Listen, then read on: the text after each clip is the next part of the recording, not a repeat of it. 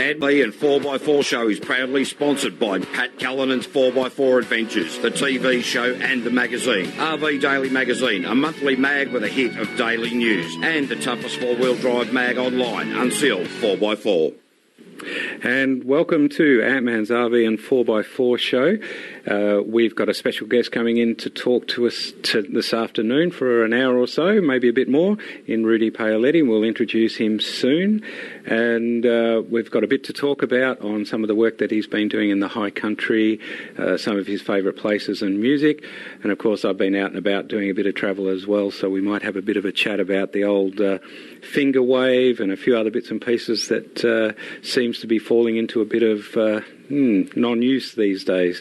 Anyway, let's get the show happening. Yarra Valley FM.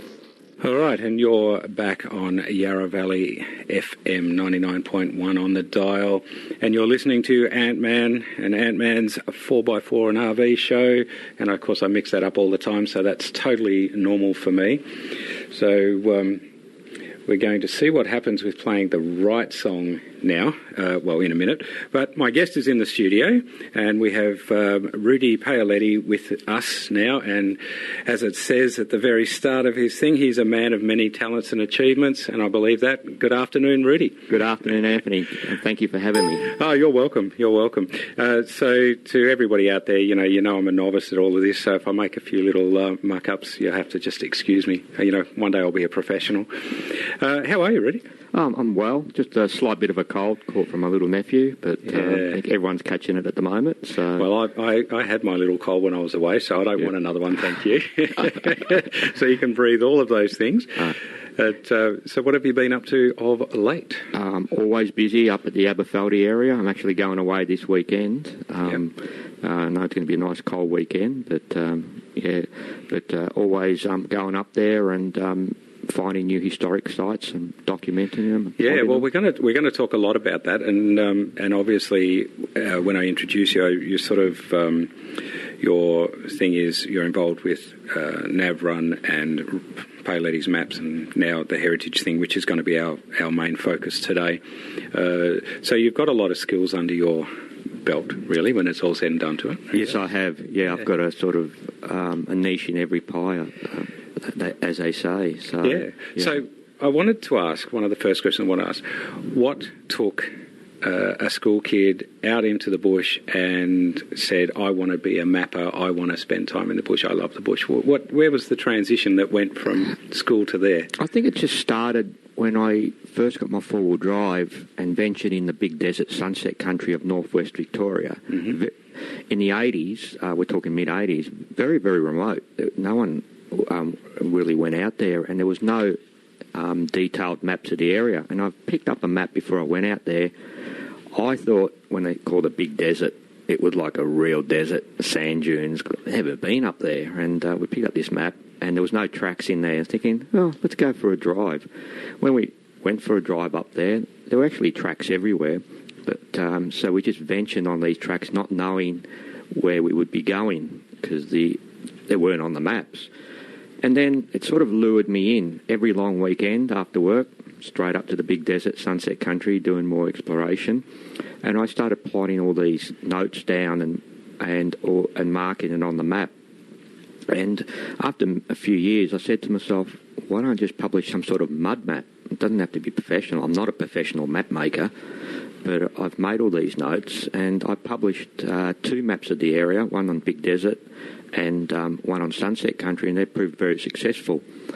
And it was not until many years later I went into full map-making production in the area known as the Walhalla Woods Point Gold Belt between Walhalla to Jamison, which is a pretty amazing bit of country in there. It is amazing, and how I got started with that is when I went first in the area, I read a book on the area, and I went up there with my cousin Jeanette, and reading the book and going in the area, well, there's a lot of history, but it wasn't on the map and it wasn't to be seen. And I go, where is it? And after a bit of exploration, looking around, we were finding these sites. And then my cousin, being a cartographer, and goes, oh, this is pretty good. We could sort of team up here, and we did. And we published a series of maps, not only showing all the four-wheel drive tracks, but also the history on those maps. I think that's probably the most important thing, is that the history of our area, because it is pretty special, and I think anyone, especially because people living out here in the valley, have got such easy access to it. I mean, it's just that's right. And the history lured me back, and it lured me even more because it was a challenge finding this stuff, because it wasn't readily available. It required a lot of research, a lot of time reading, and we actually produced a series of 20 maps from Walhalla to Jamison, and eventually I bought out the business and from my cousin, and then I started to go into the book publishing, or the historical book publishing, because when I was researching, a lot of these books weren't readily available. You couldn't buy them off the shelf. Most of the libraries didn't have it. You had to sort them out, finding them on second-hand book market, and they were very highly priced if you could get them. So I decided to republish all these books, and to cut a long story short, now I've got 12 or 13 production historical books, either my publications or reprints, or authors do not wish to reprint them, have given me kind permission to reprint them. Which is a great idea. Well, we'll come back and we'll talk about that in very soon. We'll just throw to a bit of music, and hopefully I've got the right intro to the show. We'll see what happens on take 2. Yarra Valley FM. And welcome back to Ant-Man's RV and 4x4 show. We're with Rudi here in the studio having a bit of a chat. And something that I wasn't aware of when we played a bit of John Denver was that he was a bit of a exponent for heavy metal. Now, Rudi, tell us about that. Yes, he was. In the days when, in the 80s, heavy metal sort of faced a storm of protests about the devil's music or the explicit lyrics and stuff like that. And I don't know if you remember back that far, Dee Schneider from Twisted Sister actually went to the White House, and they expected a long-haired lout, no education, showing up, talking to the Congress, and he was quite an educated man, and they had no comeback. And he really campaigned towards it. But this is why we have the sticker on the CDs now, explicit content. It came to because they had so many parties against this, and eventually they said, we'll compromise by sticking this label on there, and still there today. So that's where it comes from. And I believe he was very articulate anyway. He was, yes. When he talked. It's just sometimes you can't understand the screaming. Yeah, that's right. Now, this has come about because you were, because I'm not sure that you're still doing it now. Yep. In a heavy metal band. I was, yes. Gothic metal band for a number of years, yeah. And obviously all the music that you chose has a lot of meaning, because a lot of it is very heavy metal. That's exactly right. And I just thought, well, and I'll be honest here, I said to Rudi, I think maybe while I like it, a lot of our listeners might find it's a bit too painful to have your top 10 heavy metal songs playing, but we're going to intersperse a few. Yeah. So what got you into heavy metal? It's really different, and I can relate to it, and because it's so diverse, it doesn't have to be all screaming and stuff. It can be very melodic. It's got a lot of. I grew up playing piano when I was young, and heavy metal's got a lot of classical feel to it as well, and you need to understand classical music to a lot of the heavy metal as well. Especially the new melodic style, Northern European heavy metal now they have, and it sort of relates to me. And the range of people you meet with heavy metal, they're so much cooler people, and I can relate with them. And everyone's sort of, it's one big family, especially going out to clubs and that. And it doesn't matter what age you are, you can be tiny, very young, or old. There's no barrier, and it's just one big family. It's great. So, yeah. Yeah, I think it's going to be really funny, because we're probably similar ages. We get up into our 80s and 90s and we'll still be listening to heavy metal, and people are just looking at us shaking their heads. I know, right. But you walk into a heavy metal club and there'll be an old guy, he might be 70 or 80 years old. He's out there, he's banging with the young people, and no one's discriminating, no one's saying anything because it's all part of it. He's enjoying life, no, you know. Yeah, it's not like you go to a disco thinking, no, what's this old guy doing here? Or there seems to be attitudes there, and heavy metal there's no attitude. Thinking of Uncle Arthur at the, yeah, that's right. at the disco, with the 80s music going. But there's a bit of there's something for everybody in heavy metal, I believe. Yeah, well, I think, there's so many bands out there. I mean, I've got I grew up on a diet of Def Leppard and Black Sabbath and all that sort of stuff, and I do really connect to it. And again, it's one of those things, I think, as we get older, our music taste does change. Mm-hmm. And, since I started my own band, my music taste is changed quite dramatically, yet it still comes from a bent of you wanting to enhance an experience for somebody that's listening. So it doesn't really matter what it is, whether it's heavy metal. I mean, me personally, I'm not a huge fan of rap. I've just never got my head around it. But heavy metal, some people might go, oh, that's just screaming and it's this and that. But there's a message in it. I mean, all music has a message. Well, that's it, right. And as I said, heavy metal's not all that. There's so many different genres of heavy metal. And it's, as I said, it's a bit something for everybody. And there's a lot of talent, like a lot of the Northern European stuff there. They use a lot of sopranos and, operatic singers and even big orchestras. There's full-on orchestras. They're just right into it. And the music they write is really great music. And we just got to look at Kiss. I mean, Kiss are one of these groups that got out there and worked with these orchestras in the very early days when they still had some voices happening. Correct. Yeah. So and a lot of those big bands still going. Look, I went to Guns N' Roses recently. There's still fill out a big crowd. Yeah, massive. Still pulling a big crowd. I mean, look at AC/DC. Even when they're all over the place, they're still pulling big crowds. Well, AC/DC played to 1 million people in Russia. That's phenomenal.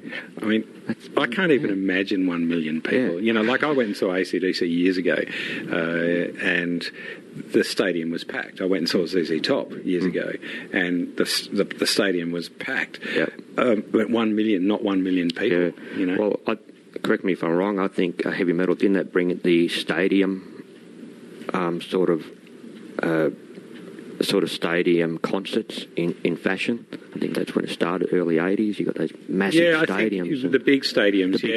Yeah. Australia back in the early 80s, from my memory, was a lot of bands, like pub bands, would go and do gigs in parks and things like that. I mean, early AC/DC, for example, and, Barnsley and a few others, they're all out there on that circuit. But I think, some of the big bands were really getting big. I mean, you had your Beatles and all that sort of stuff. And again, there seems to be lots of crossover with a lot of this stuff anyway. There's a lot of that, exactly right. Yeah. So, right, well, we're going to play School's Out. And this is one of your Alice Cooper songs. Yes. And Alice Cooper's certainly one of those people that's out there. And he's still going. Still going. Yep. What's the significance of that for you? I don't know. I just, that sort of time period, you have all that School's Out or we're not going to take it sort of stuff. Mm-hmm. And, it's just the rebel sort of thing happening against the, I don't know, the nerdy people. I think it was like those days, wasn't it? Like, well, it sort of was, but probably nerdy people's not the right way to say it, but I get where you're coming from. There's, there was the very clean-cut people, and then there was the people that liked their music in a different way. Yep. And so it becomes something really like different. That, yeah. Yarra Valley FM. All right, and we're back at 99.1 Yarra Valley FM. It's 19 to 3. We've got Rudi here, and we've been having a good old chat about music. But we're going to go on to a little bit, something that's a bit more, I guess, important in Rudi's life, and that is preservation of the history of parts of the high country. And so what can you tell us about your program that you've got running? What's it called? What are you doing? Okay, the major program I've got running now is called the Aberfeldy Track, which is one of the largest European touring routes in the Southern Hemisphere now, with over 100 interpretation signs, incorporated with cemeteries, lone graves, historical hotel sites, townships, and also a whole heap of interesting walks as well. Right. So For the listeners out there that may not have heard about what you've been doing, this is all volunteer work. You don't get paid to do this. You do this from your love, your passion, your drive to look after our high country history, because it's huge. That is correct. It's like a full-time job for me now, without getting paid for. But it's what I love. I'm not interested in making money or getting money. I have businesses on the side which do the generation, yep. Yeah, to generate. And lucky for that, if I had a full-time job, I don't think I'd be able to do this. So, because it's my own business, run my own business, I can find the time and I can manage this project, which I do. So where did this start? Okay, it probably started a long time back. Back in 1994, when I first went in the area, north of Walhalla, I'd noticed when I was starting to find historical sites after doing a lot of researching, book reading and stuff like that, finding all these sites. And I was documenting them, as I always do, for no reason at all. I just like researching and finding stuff. And then through the years, I sort of just noticed that wouldn't it be great that people could also know what was out there as well and know our history. I just found that our history was being lost and destroyed. A lot of it had been destroyed by logging or creating new dozers, tracks, mining. And a lot of it not their fault. It was just because it's not documented. Not many people knew about it. So I had a good relationship with the Department of Environment, which they call themselves DELP now, and we had a really good relationship. And the person who works there, the ranger Noel, who's still ranger there, me and him become very good friends, and he had the same passion as I did, preserving the sites. And through the years, we did the best we could to, when they were doing mining or logging or rediverting tracks, I would go out there and do a heritage assessment so nothing was damaged. But it got to a stage where it's a big job for me just to do this all the time. Wouldn't it be great if we could have some sort of recognition out there as well and to stop this? So what I used to do, when I used to go in the office up there at Erica, have a coffee with them and talk to the head forest ranger there, and I used to say, look, would you have any money, spare money? I was always asking for about $10,000, which would go a long way. Never seemed to be any money. But at one stage, about 6 years ago, I called in, and this was after the 2000. It was a major bushfire, and the state government pumps in a lot of money with fire recovery to replace all the infrastructure that's damaged. So I called in the office, and I said it was a new head ranger there, Suzette, and asked her, would you have $10,000? I could do a lot of signs up here and protect the sites. And she goes, well, funny enough, 5 o'clock today, there's going to be a few $1 million. It's in the account that's going back to state revenue. And she said, I think I might be able to get some of this money to do the project. So she types away on her computer really quick. I'm trying to keep up what she's writing. And then I noticed she put one too many zeros, and there was 100,000. I said, I wanted 10, not 100. She goes, oh no, you watch. I reckon I'll be able to get this. I go, ooh, okay. So she clicked enter, went through. She made a quick phone call, and she goes, well, unofficially, until it goes through the books, you've got it.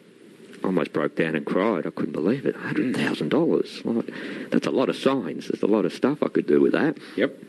And I ended up getting it after a month or so. Went through the process. I got that, and I thought it was going to be, in a couple of months I'll have all these signs on these sites that I wanted to do. No, it took at least another 2 years before the project actually started to develop, and it was a long process. You had to form a committee.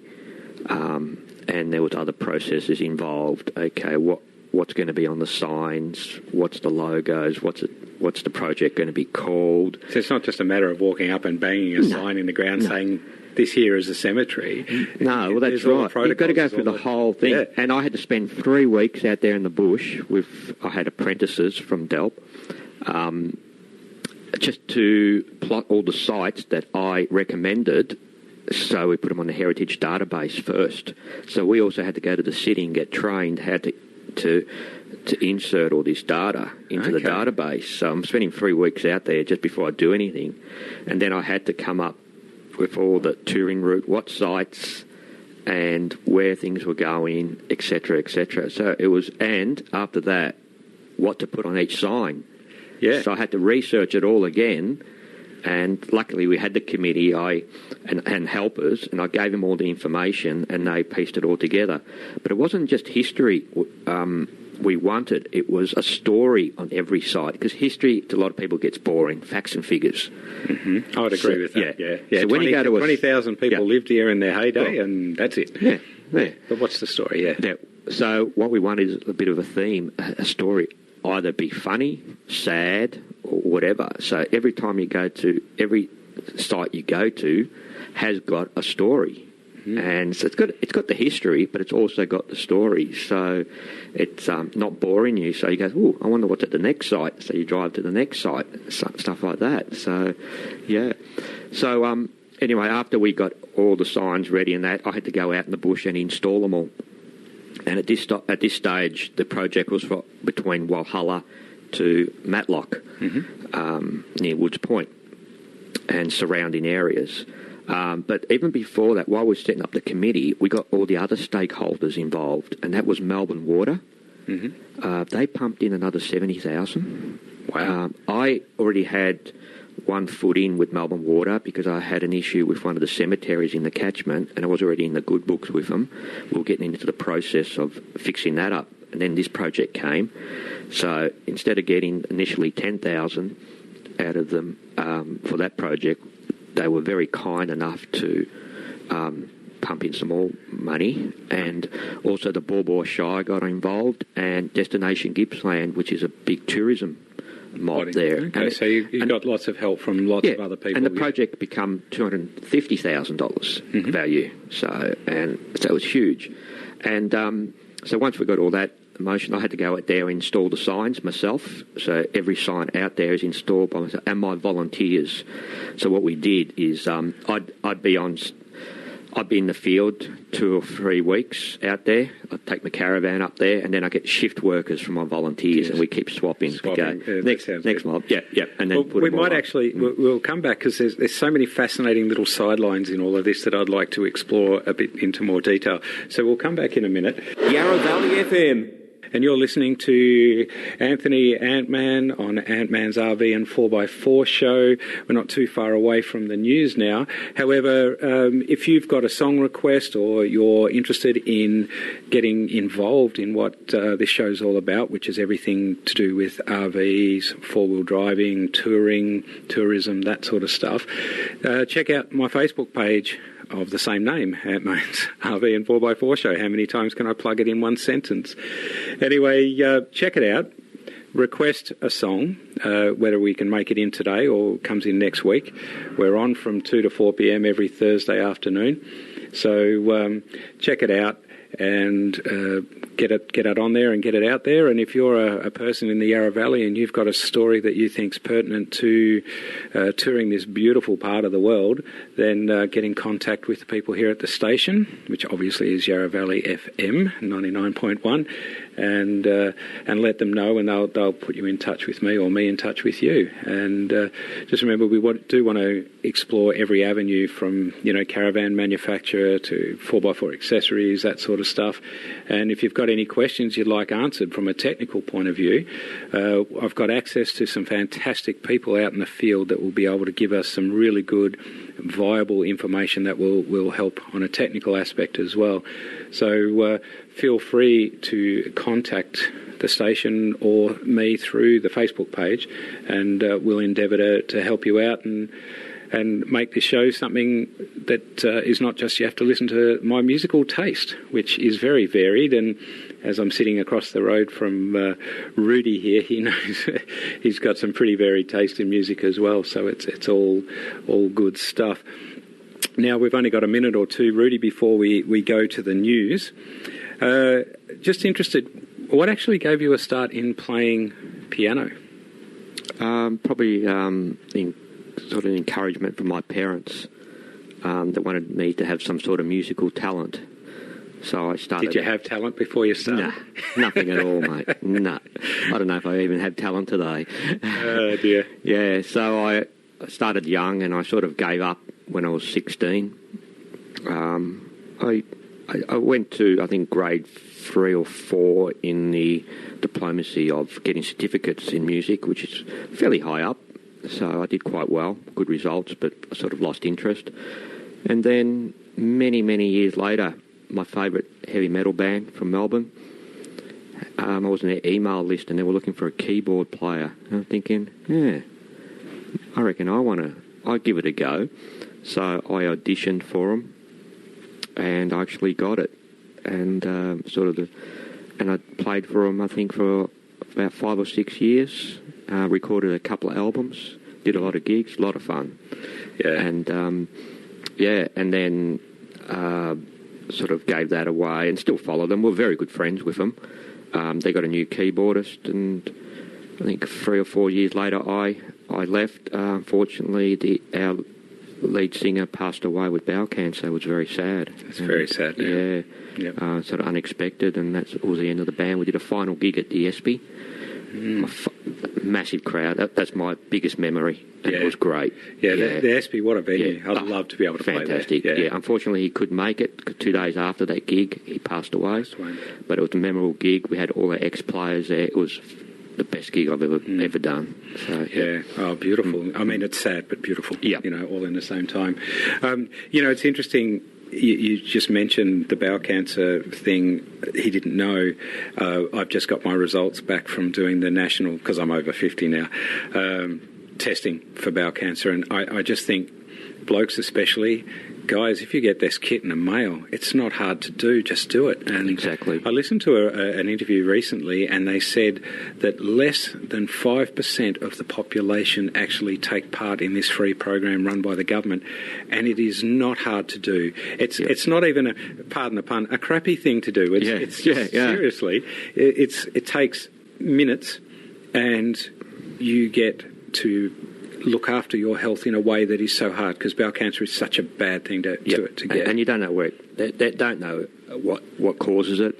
The lead singer never did drugs. He never he never actually even tasted alcohol.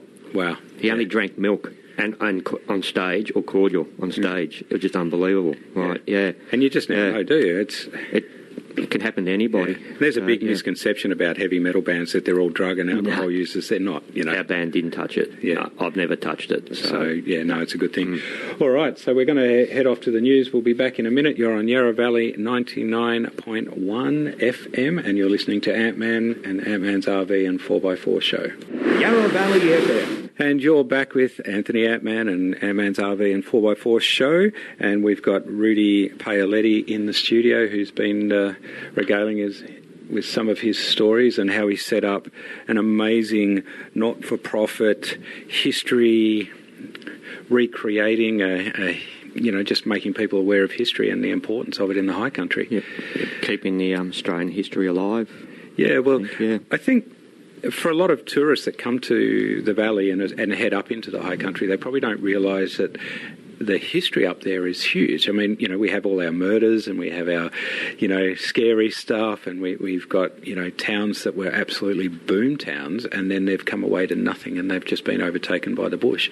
Yeah, it's everywhere in the high country. I get people asking me, can you come up and do it in this area? I said, I can't. I'm sort of flat out just doing it in this area. In that space. So we talked before we went off to the news about the volunteers that you do, because this project wouldn't be here today if it wasn't for you and a whole lot of other dedicated people dedicating their time and effort. Correct.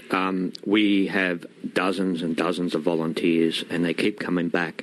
They enjoy what I am doing, and that's why they keep coming back, because they also feel the passion that these areas need to be preserved, and that is why they are also helping out.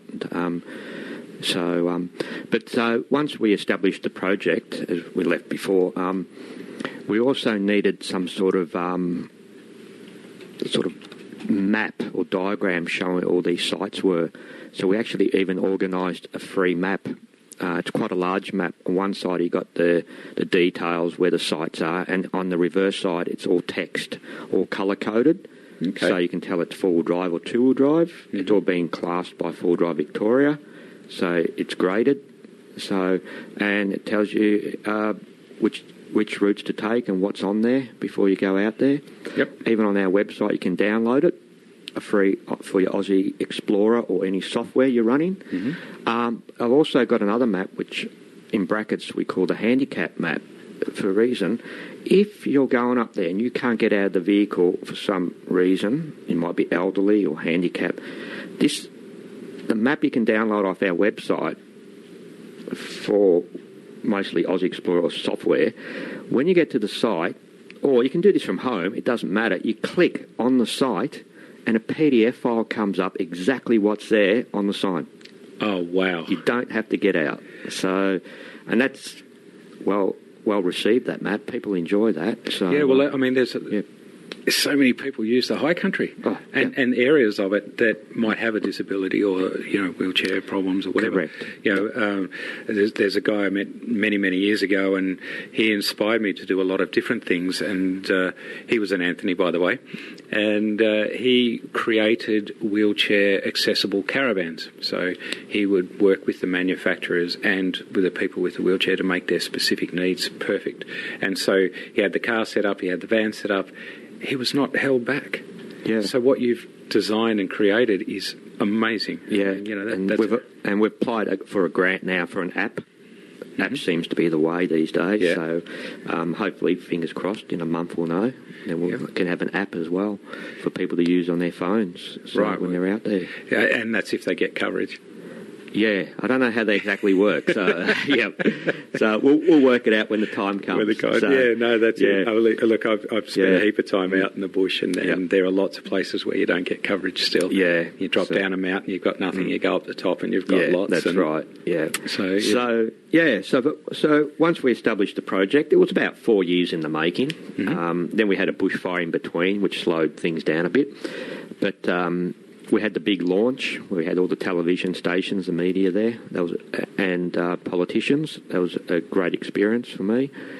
And now the problem was, you've got all our infrastructure, everything's out there, all done. Who's going to maintain it? That's the big plus. Who's going to maintain it? Mm. Now, as you know, the government departments keep cutting back, and the place in the parks, Victoria, Delp, are getting staff cut back all the time, and they're struggling to even look after their own infrastructure. So I actually put my hand up and I said, I'd like to be the maintenance manager of the area. I'd like to maintain the area, look after everything, the whole little project. And we put in a proposal, and it was accepted. So we typed up a memorandum of understanding with the state government. So what this involves, that I have to look after every site, and also if the sites get damaged, vandalised or whatever, it will come out of my pocket or my incorporation, which I had to form an incorporation to be recognised by the government as a non-profit organisation. So, and that's what we did, we signed. And, okay, we've got a small committee, volunteers, but we can't look after each and every site. So I contacted Four-Wheel Drive Victoria, and we did an MOU with them. Mm-hmm. And an MOU for the listeners is Memorandum of Understanding. Yep. So that would mean I'd be under the umbrella with Four-Wheel Drive Victoria to also invite the Four-Wheel Drive clubs in to look after. So at the moment, we have about 10 Four-Wheel Drive clubs who have their own little regions divided on the Aberfeldy track that look after these areas. So I manage the clubs. So every 2 years, twice every year, the clubs go out there, whippersnip, clean, maintain their own little patch of sites.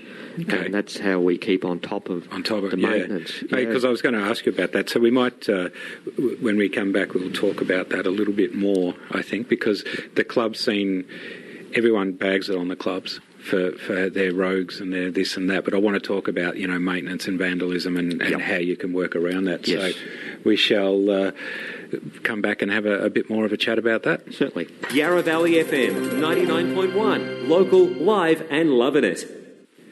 And it's 24 minutes past 3 p.m. and you're listening to Anthony and Ant-Man's RV and 4x4 show. And our special guest for today is Rudi Paoletti. And we're just sort of talking in the break again, music, hair, life, all that sort of stuff. And we were talking about Guns N' Roses and Patience, and I just love it. It's just a great song. It's got a bit of heaviness in there, and it's got some passion, and so much like all their other ballads after the later albums come out. Change of Keys, and it's just got a mix of everything. It's really cool. Cool, yeah. So before we were talking about the maintenance of this area, because it's a big area, and you've enlisted a lot of four-wheel drive clubs into helping you as volunteers, which I just think is amazing. I mean, gone are the days of our clubs being total cowboys out in the bush. I think Four-Wheel Drive Victoria, we had Wayne Heavey in here a few weeks ago and having a bit of a chat. They really worked hard on getting their profile up. And I think if you're just new to four-wheel driving and you don't know about these clubs, you probably should get involved because they've got so much going for them. Correct. They pump a lot of money into the industry so they can keep the tracks open and so the public can enjoy everything that's out there as well. Everything's going, yeah. And we touched on the vandalism side before. I mean, nothing... And I can't swear on radio. But nothing peeves me off more than some of the vandalism I see done that is senseless. And it's not just in the high country. It's not just in our local communities. It's across Australia. Yep. And I seriously can't get my head around why someone would tag something with a bit of ink. That's right. I'd rather go and get another tattoo than deal with tagging somebody's sign by just going, Ant-Man. Well, there's a great sign in Mount Eliza that says "Scribble is for babies." That's what it is. Yeah, it's for babies. So why would a grown person scribble? Well, that's it. It's frustrating because we've got such pristine country up here. It really is. I mean, for all the fires we have, which are natural, for all the logging activities, for all the things that go on up in the high country, we still have good rivers and streams for the most part. We still have fantastic tracks to four-wheel drive on. And yet the vandalism you see being done up there sometimes is just so senseless. It is. And we copped a little bit of vandalism. It's not too bad, but we have pumped in a couple of $1,000s of money to replace vandalism, which we don't need. We could have used that money to enhance the project. And we have caught a couple, and they have paid through the court system. One person was fined $6,000. Wow. Good. Yep. So we are catching them, and we make examples of them. It's just not on. So the other thing we've also done, we've created our own brochures. So in the map there is map stations around the project. We've got 10 of them where you can get your free map. We've created our own leaflet which describes what our incorporation does, and it enhances. It does not get funded by the government. It's all paid by us and no other governing body. So people need to realise, well, think about it. If you're damaging it, it's coming out of the volunteers' money, coming out to a hard-working Australian who respects his country. So by doing this, you're disrespecting our country. Yep. So, so we've got those brochures, and we also put them in local businesses as well. We're trying to promote awareness.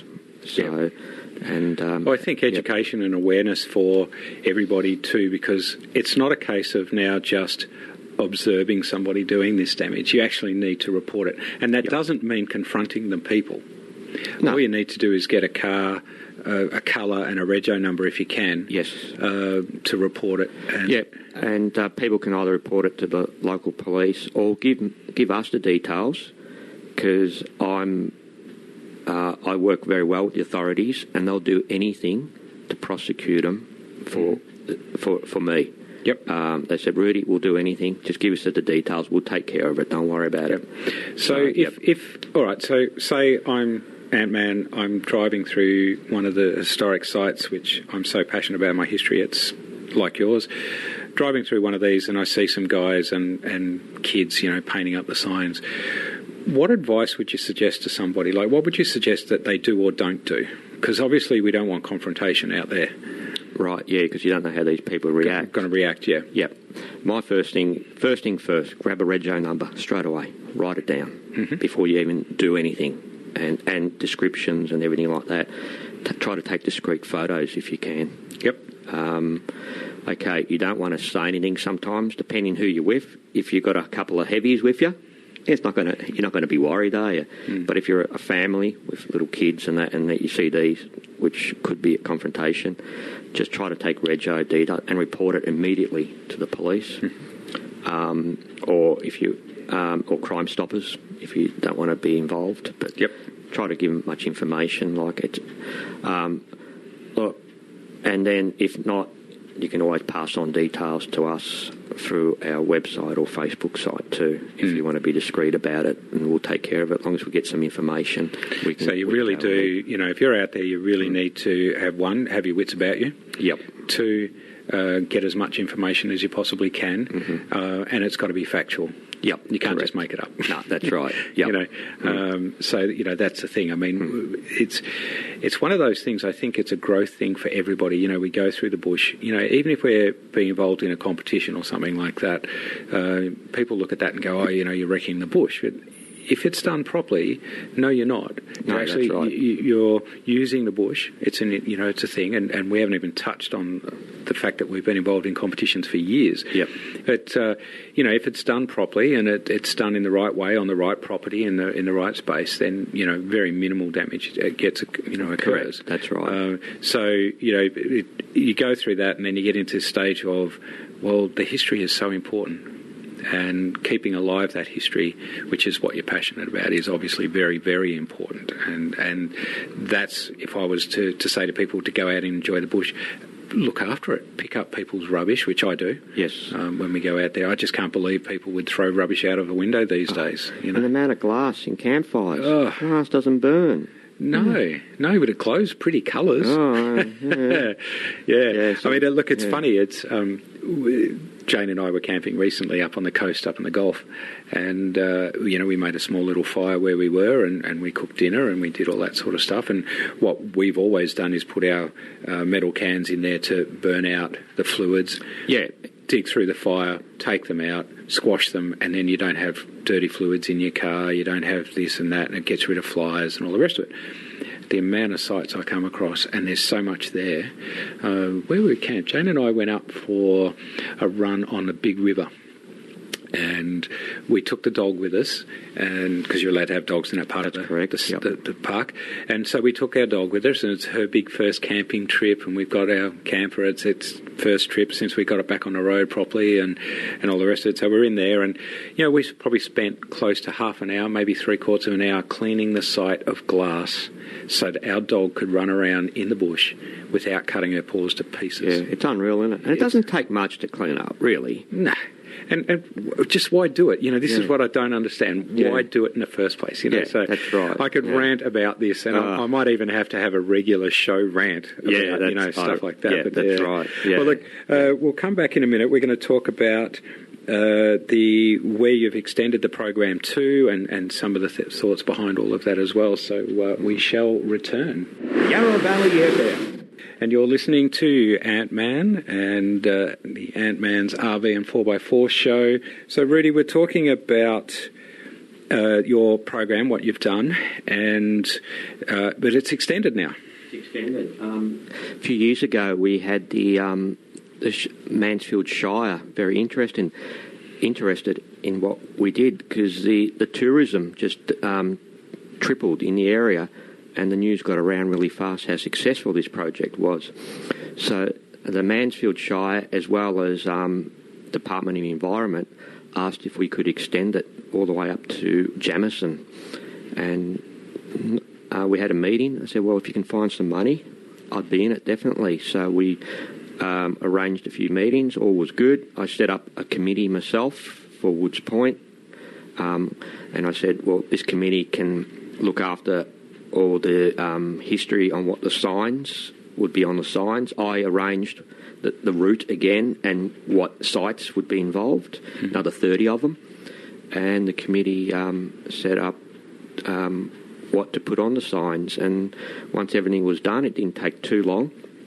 I went out there with the ranger and a couple other volunteers, and we installed everything. And we also had to modify the map, the free map we had. We had to extend it all the way to Jamison. That wasn't an issue. When we ran out of copies, the other one, we also got a grant, the department got a grant to produce more, and we extended it even further, and making it over 100 signs, plus the cemeteries and walks and everything else on this whole project. So it's just massive, and it's still growing today because we're still putting new signs or a new walk. Just recently, we put in this excellent walk in the township of Woods Point. Our incorporation funded the map because we've got cartographers I think my cousin, she's involved still, and I went out there and surveyed it all, and the department funded the infrastructure. So we funded the map side of it, they did infrastructure and installed it, and not long ago it was all done, and it's a beautiful walk in the township, creating tourism for the town. Right. That sounds... Maybe we should be doing a live show out in Woods Point. I think that'd be pretty amazing. That would be pretty cool. Yeah, because I've always enjoyed going up to Woods Point. It's just, I was going through photo files the other day, and Jane had taken a photo of me sitting in the river not far from Woods Point with my laptop, because it was like we're talking about mid-30s, and I'm sitting there writing stories with my feet in a chair and everything in the river. It's just beautiful. Yeah, it's nice. Special. Yeah, special place, and I've never, ever, ever, ever had an ale up there, never. Yeah. So, just saying. Tipping, you probably haven't either. No. So no, that's cool. So this is really amazing, because what started off as a bit of a dream to preserve a small piece of the high country is now extending and getting bigger. So you've said you've got over 100 signs out there. Is that the amount of sites, or is that just the signs? That's the amount of sites as well. There's a sign per site. Yep. And there's also, then you got plus the cemeteries, which also got their own signs. Oh, so they got their own stuff, yep. Yep. And the walks as well, which are all signposted as well. And there might be numerous signs on walks. So that sort of adds, so it's well over 100 plus out there at the moment. Yep. Yeah, which is just phenomenal, really. It's massive, yeah. So this has been going over how many years now in total? I'm trying to think. Time goes really quickly. And if I said 5 years, I'd probably be lying, and probably a little bit back to when I got the funding. I'm trying to think when it is now. I can't remember. So, yeah, okay. Is that a sign of getting old, or just you can't remember? Yeah, everything. Yeah, that's the joys. So let's say about 7 years, maybe. Yeah, yep. That's an amazing amount of work in 7 years. It is. And I think you and all the people involved, all the clubs involved, and the departments all, deserve a pat on the back, because this history that we have up there, if we lose it, it's gone. Exactly. And once it's gone, that's it. That's right. And I was sort of saying to people, like, if I wasn't around, who would be doing it? No one. This whole area would have just gone under. That's it. You would have noticed it. The books would have not been published. The maps would not be published. There would be no signs out there. And it would just be sort of forgotten. And I mean, we'd like to think, in all honesty, you'd like to think that somebody would have done something at some point. However, you've stepped in and you've done it. And again, I think, while it might sound to people I'm sort of praising you up a bit, I think you deserve it. I think that sort of work for time and dedication is huge. Thank you. And again, with the clubs, with everything you've managed to bring in, I think it's pretty amazing. Well, even the project brought in the two shires, Mansfield and Bawbaw, talking to fix the road that wasn't maintained for 20 years. The main road became a four-wheel drive track, but now it's two-wheel drive accessible for the tourist. Yeah. And it got them talking, and the project brought everyone together. Isn't it amazing what can happen if people actually talk? Exactly. Not just an email, not just a phone call. It's actually get together in person, spend some time, have a chat, and what can be accomplished is just short of amazing. Exactly right. Yeah. No, that's it. Yeah. Yarra Valley FM. And you're listening to Ant-Man's RV and 4x4 show on Yarra Valley 99.1 FM. Our guest for nearly 2 hours now has been Rudi, and we've just covered so much, Rudi. It has, I can't believe how quickly the time's flown. It's gone very quickly. Yeah. So, look, with everything that you're doing, what I'd like to sort of be able to do is say to people, if you're interested in getting involved, how can they get involved? What's required to, What happens? There's numerous ways of getting involved. Well, a lot of people ask me, how do we fund the project? Where do you get your money from? Well, there's several ways. We can apply for government grants, which aren't many out there, unfortunately. So we have to look to other sources. We have donation tins out there in all the local businesses. We also set up on our website, Facebook, where you can donate. And we get a lot of people just donating a few dollars towards the cause. Or you can actually become a member of our incorporation. Now, how that works is you pay a membership value, which is only $50 a year, or you can buy a life membership for only $300 for life. What that entitles to everyone is you actually come on the trips I do, which are every 3 weeks, not so much in the winter, it's a bit cold out there, but then I'm going this weekend, God knows why. Yeah.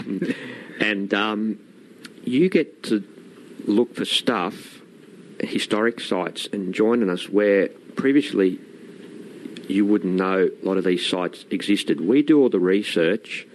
We have a committee which does all the research and finds stuff. So you go out there with us and look for particular sites and document them and visit them, etc.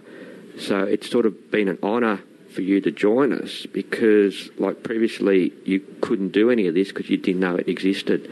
And not only that, you can share our database. We've got a Google Drive account which is over 50 gigabytes of data in there with photos, information, old research notes. You can share our information. You can by looking at it, and we do all the hard yards.